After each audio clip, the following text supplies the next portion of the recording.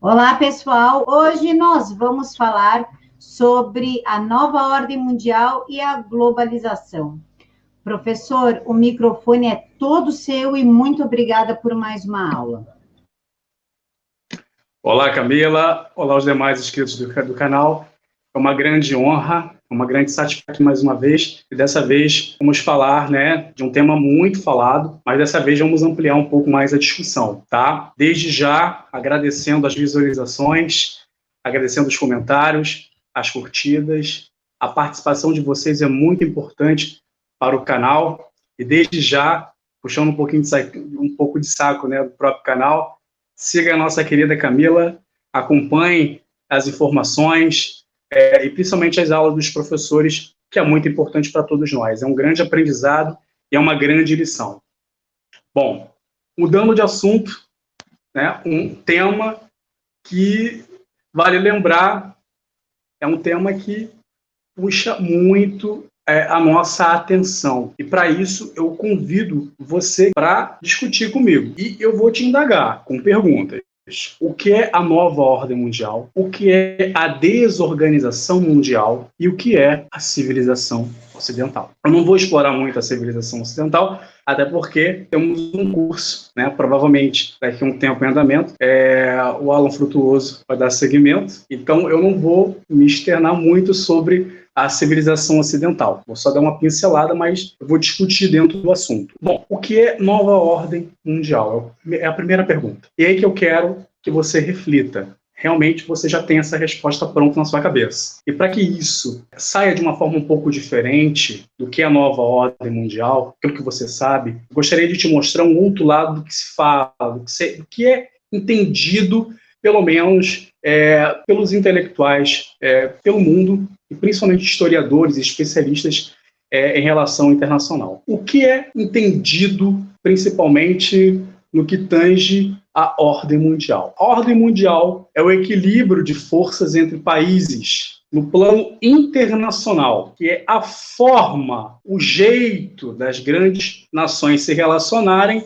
no plano político, no plano econômico, no plano militar. Só lembrando que após o colapso da União Soviética, da globalização e do capitalismo internacional, a nova ordem mundial ela ganha força, até porque ela é entendida, ela é interpretada como multipolar ou unipolar, invisível, que ninguém sabe, ninguém conhece, oculta através das sombras. E é justamente através das sombras que surge a contradição da própria ordem mundial, que foi estabelecida, que é entendida por um conjunto de nações que eu já expliquei para vocês, que vem as contradições contemporâneas.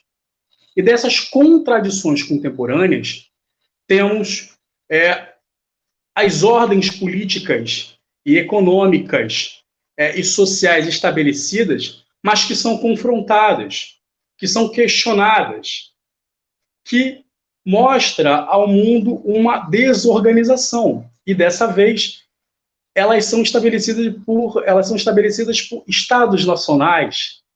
Esses estados nacionais, dentro dos continentes, estabelecem uma relação estabilizadora com outras nações, mas que para a nova ordem mundial, essa nova ordem, que vem com uma narrativa bem elegante, que as grandes tensões, elas são promovidas através desses estados nacionais, e a desordem surgem através disso, com uma questão de crises socioeconômicas, de desigualdades sociais, de agressões ao meio ambiente, de desequilíbrios, principalmente voltados para conflitos éticos nacionalistas, desemprego, racismo, xenofobia. Tudo isso é uma narrativa que é construída, pelo menos no final dos anos 90 e no início dos anos 2000, que após a guerra do Iraque, há uma tese, há uma narrativa crescente e uma retórica de grandes líderes e chefes de Estados na ONU, que as civilizações são as fomentadoras dessas crises e conflitos. Note, meu querido espectador que visualiza esse vídeo, os conflitos sempre existiram. Então, a desordem mundial nada mais e nada menos é do que a grande estratégia dessas elites, esses grupos supranacionais, dessas famílias patriarcais, dessas corporações políticas e econômicas que nascem das sombras, que através de bancos, que através de ONGs, que através de empresas multinacionais conseguem desequilibrar a ordem social dos países, mexer nas legislações, conseguem impactar políticas, influenciar instituições. Estamos lidando com uma circunstância real, ameaça às soberanias nacionais e principalmente à liberdade e à determinação dos povos. Se falamos do que é entendido, a narrativa que se constrói do que é uma ordem mundial baseada nos países, e que, na verdade, são potências, elites ocultas, que elas que trazem a desordem, trazem a sombra, as trevas consigo, que conseguem desarmar a diplomacia de povos, conflitos culturais, religiosos e principalmente territoriais. Há algo que é preciso ser discutido, é preciso ser debatido, e nós estamos aqui para explicar, para esclarecer. As pautas, elas nascem, elas crescem. No final da década de 90, no início de 2000, temos uma tese, que isso depois virou até um livro. O título do livro são Os Conflitos das Civilizações e a Nova Ordem Mundial. Depois vocês pesquisam. E esse autor ele explica que as civilizações sempre disputaram territórios, sempre conflitaram com seus interesses políticos e econômicos, os espaços, e que essas diferenças elas acabam, de uma certa forma, impactando o destino de muitos povos. E aí é que surge as civilizações. As ordens mundiais, pelo menos a nova ordem mundial, ela culpa as civilizações pelo grande mal, e é dessa vez que ela culpa a civilização ocidental. A civilização ocidental, ela era muito vista na Europa, uma porção da Europa, na América anglo-saxônica, ou América anglo-saxão, que dentro dos conflitos entre guerras, foi estabelecida a narrativa, pelo menos do nazifascismo, uma guerra contra o Ocidente. Até aí, era visto somente pela América anglo-saxão e porções da Europa. Com a Guerra Fria, o eixo bipolar agora fica entre capitalismo e socialismo. E mesmo assim, o Ocidente ele é a grande ameaça. E as civilizações são várias que fazem um enfrentamento às grandes potências do Ocidente, entre elas os Estados Unidos e a Europa. Se no início do século XX tínhamos a civilização otomana, que era uma civilização islâmica, e ela foi completamente dizimada na Primeira Guerra Mundial. Hoje existem fragmentos de uma civilização islâmica que cresce dentro do Oriente Médio. Temos um eixo no Irã, temos um eixo na Arábia Saudita por controle regional do Oriente Médio, que está em disputa. Essa ascensão da civilização islâmica ela vem crescendo, e se já existe outras civilizações, como a civilização indiana, que ela é baseada principalmente pela religião hindu, e temos também a civilização chinesa, com o confucionismo, o taoísmo, enfim, até mesmo o ateu. Note que a civilização ocidental ela tem pilares muito bem definidos, e dentre elas podemos citar a filosofia grega, da civilização grega,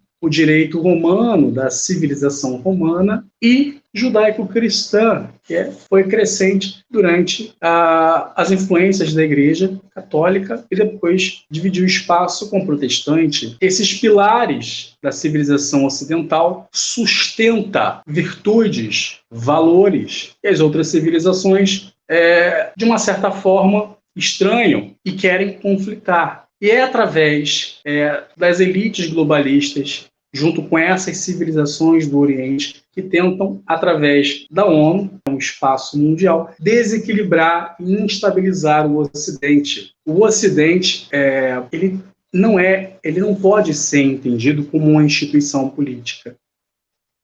O Ocidente, ele não pode ser visto como uma limitação territorial ou uma limitação regional.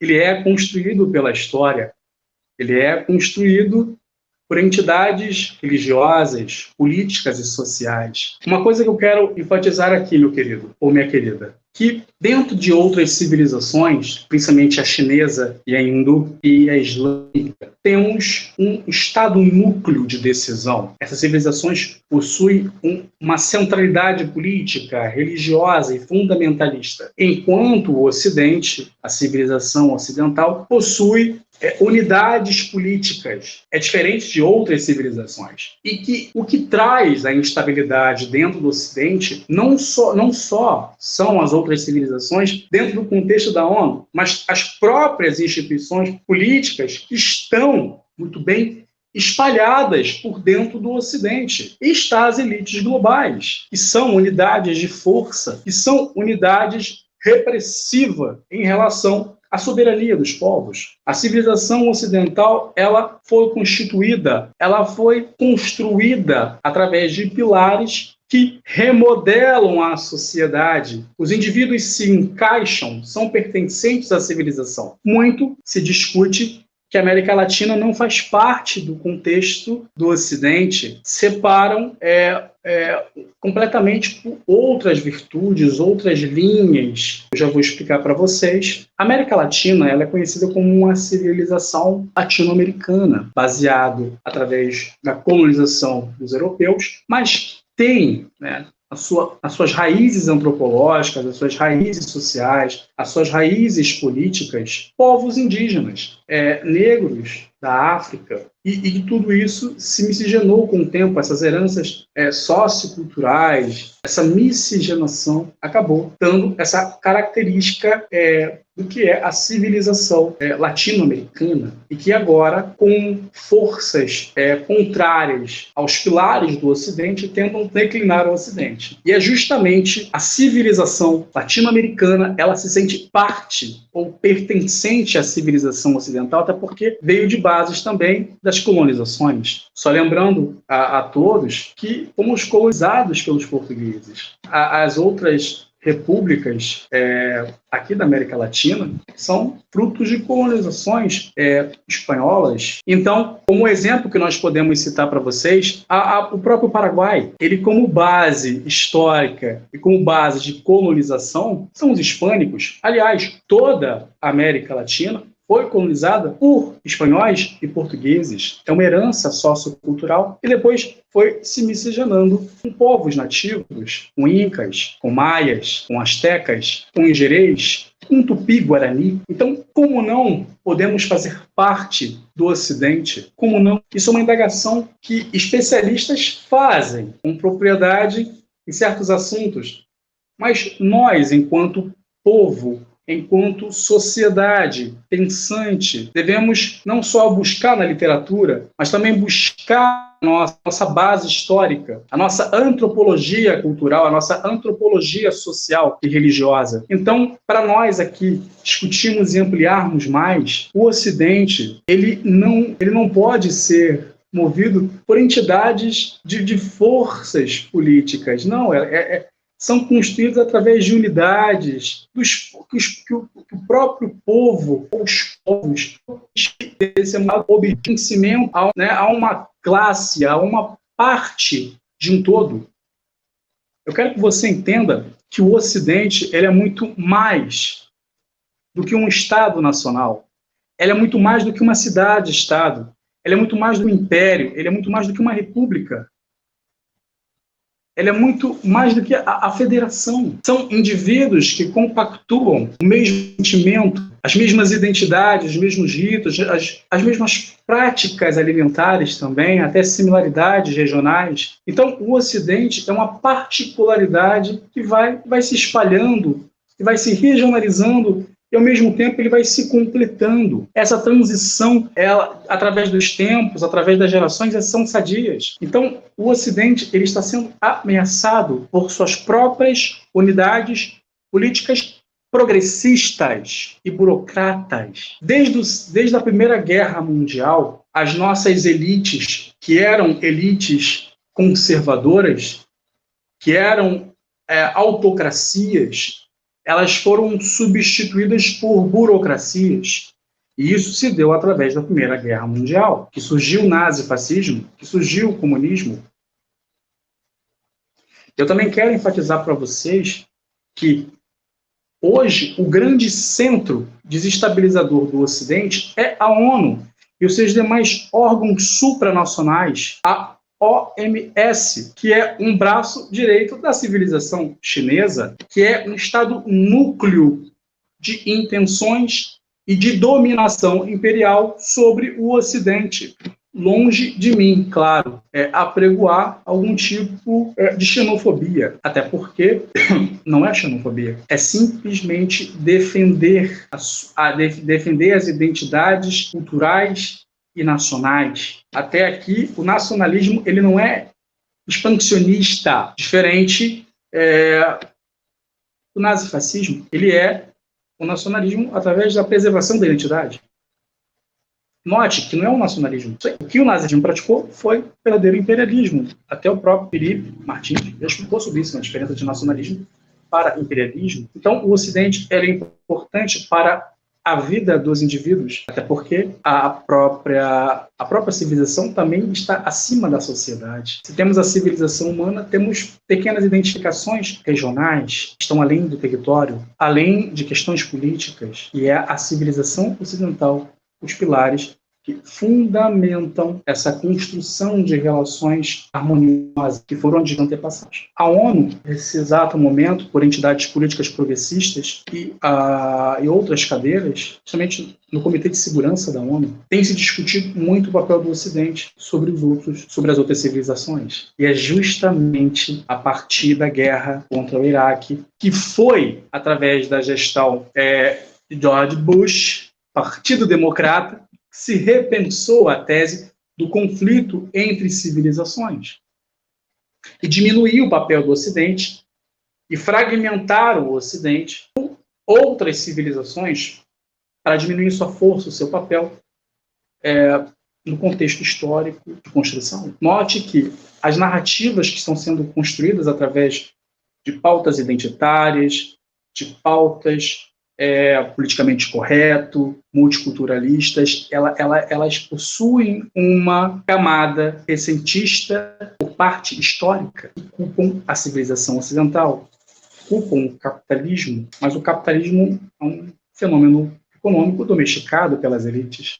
Então, culpa a cultura, culpa a religião, culpa as identidades nacionais, culpa as limitações territoriais, as soberanias que as nações construíram na formatação e na formação dos estados. Então, vivemos dias difíceis, onde a própria ONU se discute a centralidade das decisões, um governo mundial, baseado justamente nessa tese de 2003, que as civilizações são as fomentadoras dessas crises, esses conflitos, dessas guerras. Eu lembro de uma frase do Roberto Campos muito interessante, aonde ele descrevia o período militar que ele não podia escolher entre uma democracia social e uma democracia liberal. Note que eu quero enfatizar que o contexto social e o contexto temporal era completamente diferente. Uma sociedade e os tempos históricos completamente diferentes. Havia uma disputa bipolar mundial e econômica, política, ideológica entre socialismo e capitalismo, União Soviética, Estados Unidos, o mundo completamente dividido, o leste europeu tomado pela União Soviética. Temos o oeste europeu totalmente voltado para o capitalismo e, ao mesmo tempo, tínhamos pactos, pacto de Varsóvia de um lado, pacto da OTAN do outro. Então, voltando um pouco para o contexto, note que os tempos eram completamente diferentes. E o que se podia escolher? Um governo militar ou um governo da ditadura do proletariado? Então, o tecido social ele muda, o tecido temporal também, através das sociedades, e a civilização ela amadurece. A civilização ocidental ela amadureceu dentro dos seus conflitos de convergências, divergências, disputas territoriais, disputas religiosas, políticas. As grandes elites globais agora são os senhores da razão, os senhores do tempo, onde julgam os tempos passados dos nossos antepassados e não aprende nada, nenhuma virtude, nenhum valor adquirido ao longo do tempo. E as grandes potências globais e a narrativa que se constrói através delas é que o problema hegemônico é os Estados Unidos. E a América, pelo menos na sua totalidade, tem sobrevivido a essas tempestades das elites globais e dessas civilizações tentando domar e dominar o Ocidente. Não digo tanto a civilização hindu, mas a civilização chinesa, que é o núcleo, o estado núcleo do comunismo. Temos a civilização islâmica meio fragmentada, mas mesmo fragmentada com as suas unidades religiosas e políticas, o fundamentalismo é o ressentismo que se vê do Ocidente, dos Estados Unidos, e principalmente de governos democratas. Uma certa vez eu discutia com um professor de geografia que nós não devemos olhar os Estados Unidos simplesmente pelo Estado, mas por seus governos. Até porque os governos são transitórios, os Estados são perenes. E ele julga os Estados Unidos pelo Estado, não só imperialista, mas expansionista, que quer olhar a América Latina como o seu quintal, ou como o fundo do seu quintal. Não é bem assim. Há outras civilizações, principalmente a civilização russa e a civilização chinesa, dominando a Venezuela, os seus recursos petrolíferos, as suas bases petrolíferas, as suas bases industriais. Isso não é imperialismo? Esse eixo Oriente-Ocidente? Temos toda a América Latina voltada para o imperialismo chinês. Mas aonde está o imperialismo americano? A não ser um aceno americano, um aceno de propostas, parcerias econômicas, tratados, possíveis assinados de tratados. E tudo isso virou um jogo de narrativas, onde se demoniza um ator que não está fazendo nada, enquanto o coadjuvante está ganhando terreno. E a civilização ocidental ela tem não só assistido, mas tentado reagir. De que forma? Existem dois pilares que a América Latina ela tem se baseado bastante, principalmente o Brasil, que é a democracia e a liberdade americana e a inspiração religiosa e ortodoxa através da civilização eslava, onde temos Hungria, onde temos a Polônia, a Ucrânia, com políticas mais conservadoras, com uma autocracia conservadora, não uma burocracia progressista. essa ortodoxia política e religiosa dentro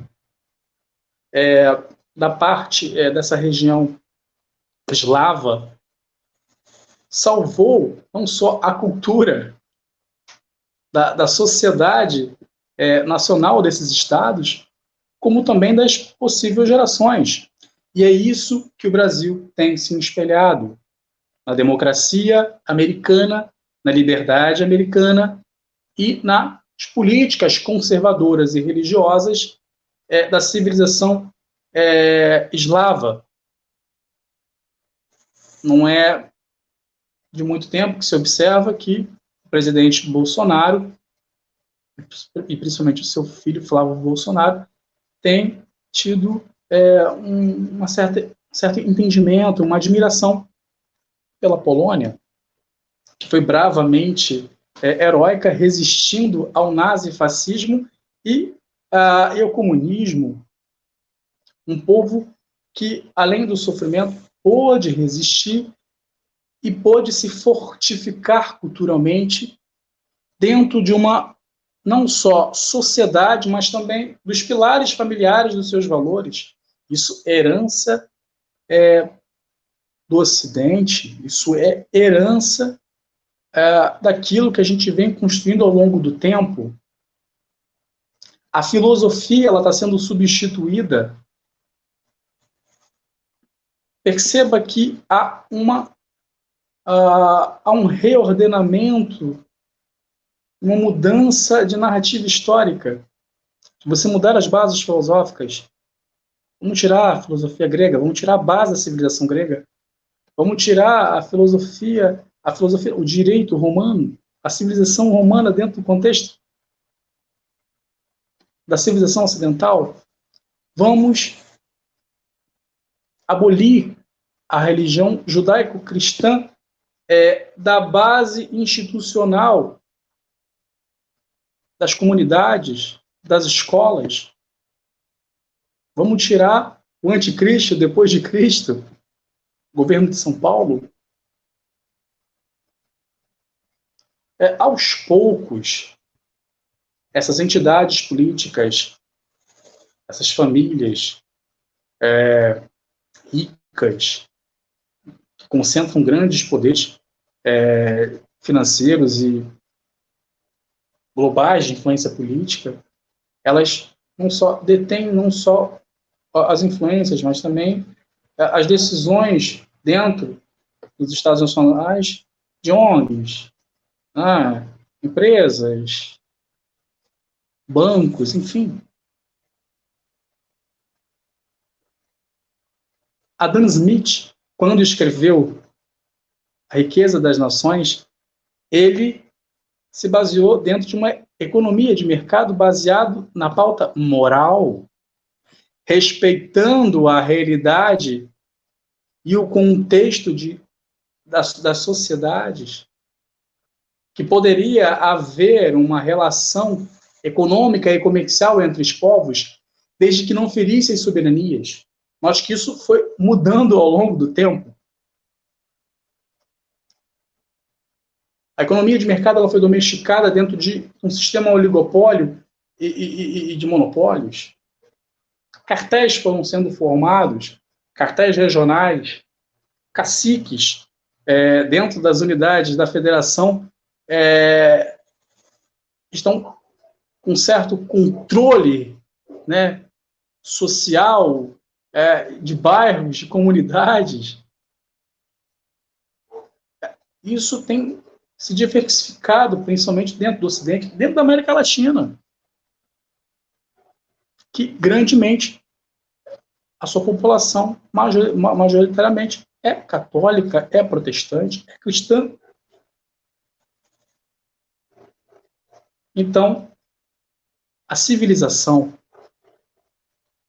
não é só o ato de civilizar, é a construção, é o amadurecimento dos indivíduos dentro das sociedades, dentro das comunidades, dentro das cidades, dentro das sociedades.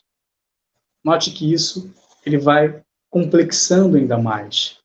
E o indivíduo ele faz parte dentro de um contexto não só local, mas regional. Quando ele se percebe, ele já sabe as camadas de influência que estão influenciando.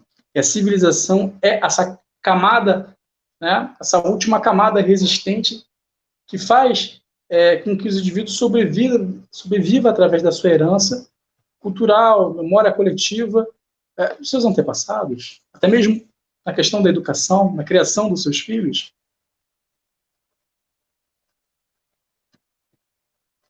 Isso vem mudando ao longo do tempo. Então, eu não vou me prolongar bastante. Dentro da ONU, há 3 civilizações que possuem uma cadeira, as maiores cadeiras. A civilização ocidental, a civilização hindu e a civilização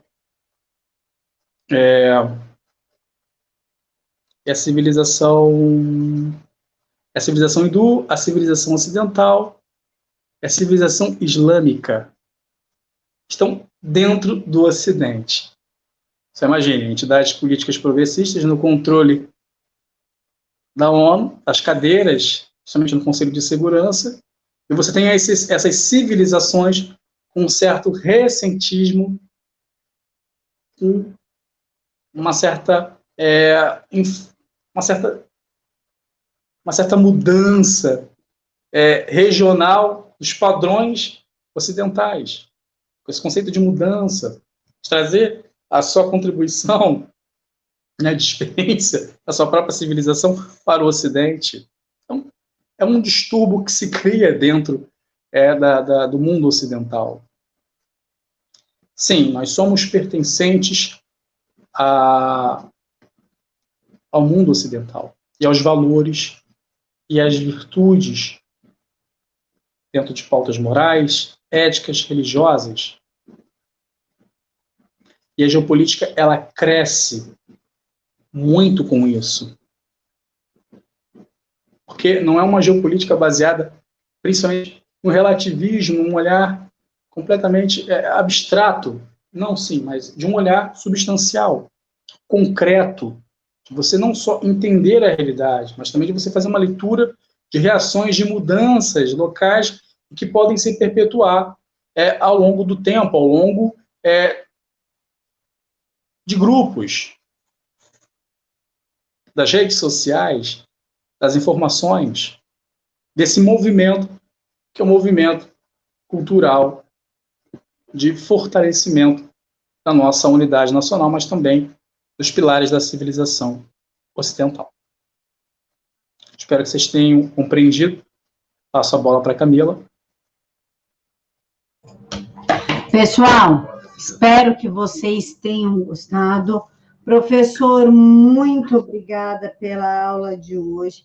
As redes sociais do professor e, claro, o canal dele está aqui na caixa de informações. Se inscrevam lá e acompanhem outras aulas que o professor não dá aqui. Professor, quer fazer algum anúncio, algum merchan? Bom, primeiro agradecer pela oportunidade, já mandando um beijo para você, Camila, e para os demais inscritos.